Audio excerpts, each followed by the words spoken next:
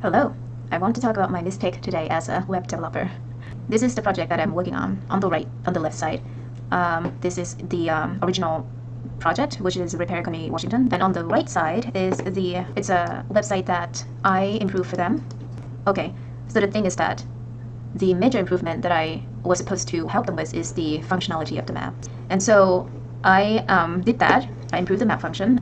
And I just thought to myself that, hey, I can help you also improve the design, the look and the organization of the website. So I did that. I redesigned the wireframes of the website and I executed, and now it looks like this. So I did all this without asking them enough if they want any of these changes.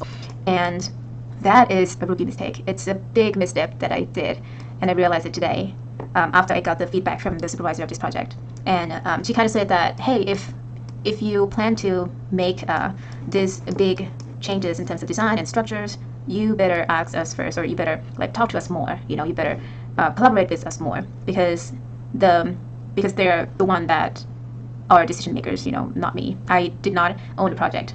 I was just a part of this project who came in later to help improve the project. So when I learned that, I was like, oops, that is so true.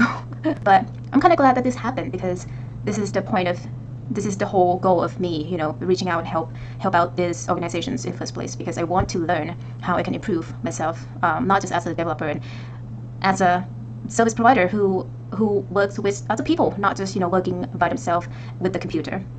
I work with people, and even though this is an unpaid volunteer project, it doesn't mean that I can make a change however I want or change whatever I want, and it's a big time. It's a big lesson for me, and I'm grateful that it happened. I want to encourage you to share what kind of mistake that you have learned in your career early on, and how does it help you today. So thank you.